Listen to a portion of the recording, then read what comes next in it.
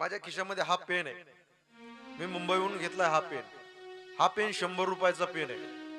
मी जर बँकेमध्ये जर गेलो ना, मला कोणी पेन मागितलं ना, मी दोनदा विचार करतो. पण तो पहाडासारखा बाप एका क्षणात मुलीचं कन्यादान करतो, कसला विचार करत नाही. एका डोळ्यामध्ये आनंद आहे आणि एका डोळ्यामध्ये अश्रूच्या धारा आहेत त्या बापाच्या.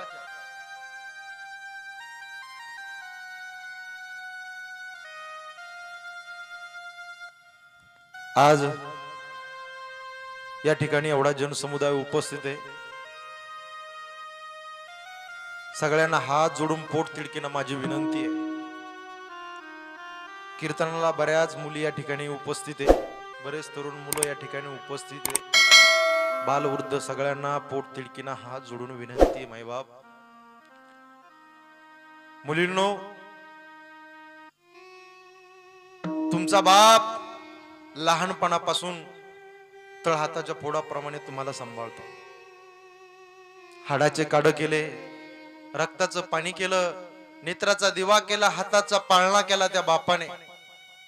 तुम्ही लहान होतात, पायामध्ये बूट घातला आणि तो बूट वाजत होता. बापाने पाहिलं, बापाला आनंद झाला. एका डोळ्यामध्ये पाणी आणि एका डोळ्यामध्ये आनंद त्या बापाच्या मावेना झाला. का? तुम्ही चाला लागल्या. चालता चालता तुम्ही पडायच्या, पुन्हा उठायच्या. तर हाताच्या फोडाप्रमाणे त्या बापाने तुम्हाला सांभाळलं.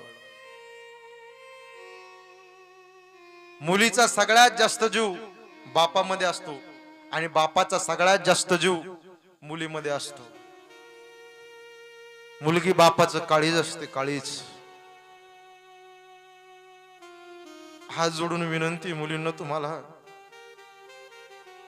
तो बाप तुमच्यासाठी काय करतो. तुमचं जर लग्न असलं ना, पैसे नव्हते त्या बापाकडे, लोकांकडे गेला, व्याजानं टक्क्याने पैसे काढले त्या बापाने. का? माझ्या मुलीचं लग्न करायचं. कधीच तुमचा बाप कुणाच्या पायानं पडणारा बाप मंडपवाल्याच्या पाया पडला, ओ पैसे नाहीत हो, कमी पैसे आहेत. बँजोवाल्याच्या पाया पडला, आचार्याच्या पाया पडला. छाती काढून चालणारा बाप मुलीनो तुमच्या करता आज वागतोय. म्हणून त्या बापाच्या जीवनामध्ये सेवा करा. मुलगी आणि बाप हे दिसायला जरी दोन्ही वेगळे दिसत असेल, तर त्यांचं अंतःकरण एक असतं. लग्नाचा दिवसा प्रसंग आठवा, असा मंडप टाकलेला आहे मोठा, पाहुणे मंडळी आलेले, ढोल ताशाचा आवाज झाला आणि आता ब्राह्मण काका मंगल अष्टका म्हणतात. मंगल अष्टका लागल्या, ढोल ताशाचा नाच झाला, सूर्यास्ताची वेळ आणि ती मुलगी माहेर सोडून सासरी जाण्याची वेळ एकच असते. मुलींनो, तुम्ही तुमच्या लग्नाच्या दिवशी तुमच्या बापाकडे पहा. तुमचा बाप तुम्हाला त्या मंडपामध्ये लवकर दिसणार नाही. तो मंडपाच्या पाठीमागे जाऊन दोन्ही गुडघ्याच्या मध्ये डोकं घालून धाय मोकलून रडणारा तो बाप असतो.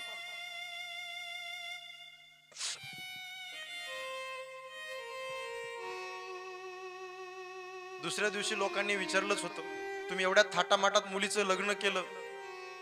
तो बाप म्हणला, पैसे जाऊन द्या ओ पाटील, पैसे जाऊन द्या, पण आज माझी मुलगी सुखात आहे ना, यापेक्षा माझ्या जीवनात मोठा आनंद नाही.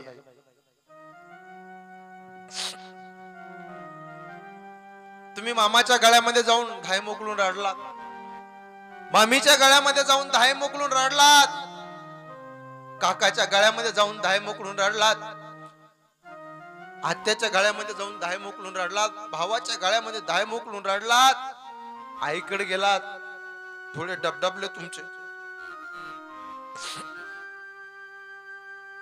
पण ज्या वेळेस बापाकडे जाताना हंबरडा फोडतात, बाबा बाबा तुमची चिमणी तुम्हाला सोडून चालली, बाबा बाबा तुम्हाला बीपीचा त्रास आहे, बाबा तुमचे पाय रात्री खूप दुखतात, बाबा तुम्हाला माझी आठवण येईल, बाबा काळजी घेत जा बाबा, तब्येतीची काळजी घ्या. तो बाप साहेब, माझ्या खिशामध्ये हा पेन आहे, मी मुंबईहून घेतलाय हा पेन. हा पेन 100 रुपयाचा पेन आहे. मी जर बँकेमध्ये जर गेलो ना, मला कोणी पेन मागितलं ना, मी दोनदा विचार करतो. पण तो पहाडासारखा बाप एका क्षणात मुलीचं कन्यादान करतो, कसला विचार करत नाही. एका डोळ्यामध्ये आनंद आहे आणि एका डोळ्यामध्ये अश्रूच्या धारा आहेत त्या बापाच्या.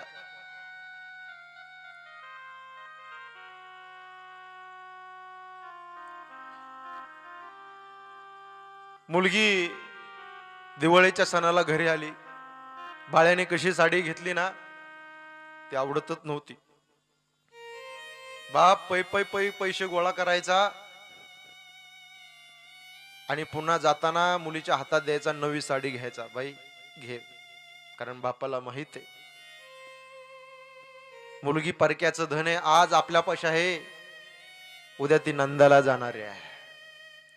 म्हणून मुलींनो, बापाला जीव लावा. माहेरात जर तुम्ही गेलात, तुमची आई आणि तुमचे बाप असेल ना, तोपर्यंत तुम्ही लेक आहात. पण माहेरातले मायबाप तुमचे मरून द्या, त्यावेळेस तुम्ही त्या माहेरातले पाहुणे झाल्याशिवाय राहणार नाही.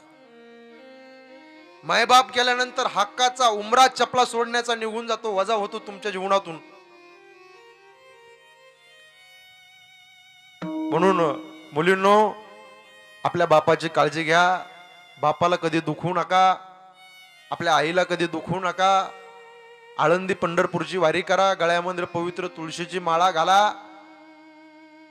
आणि हिंदू संस्कृतीला कलंक लागेल असं कधी जीवनामध्ये वर्तन करू नका. झालंय माझं कीर्तन. आज खूप लांबचा प्रवास करून, जवळपास मी 400 किलोमीटरचा प्रवास करून आलोय. हे तरुण मित्र मंडळींना, छत्रपती शासन युवा मित्र मंडळींना मला फोन केला, म्हटले शिंदे महाराज, टीव्ही वरती कीर्तन ऐकले, शिवचरित्र ऐकले महाराज तुमचं, एकदा आमच्या गावाला भेट द्या. खरं येता येता माझी गाडी खराब झाली होती, पण मला वाटलं इथे येताना उशीर होतो की काय, पण वेळेत आलो मी. आल्यानंतर हे सर्व तरुण मित्र मंडळीचं प्रेम, जवळपास 1-1.5 लाख रुपये खर्च केला असं या तरुण मित्र मंडळीने आजच्या दिवसाकरता, माझ्या कीर्तनाकरता. सर्वांना मनापासून धन्यवाद देतो. आणि अशी सेवा तुमच्या हातून घडवून, ज्ञानोबा तुकोबाची, छत्रपती शिवाजी महाराजांची, धर्मवीर संभाजी महाराजांची आपल्या वडिलांच्या जीवनामध्ये सेवा घडो. गळ्यामध्ये पवित्र तुळशीची माळा घाला, निर्व्यसनी जीवन जगा आणि झालेली कीर्तन रूपी सेवा या ठिकाणी थांबवून सेवेला पूर्ण विराम देतो. नुणते पुरते अधिकचे सरते करून घ्यावे.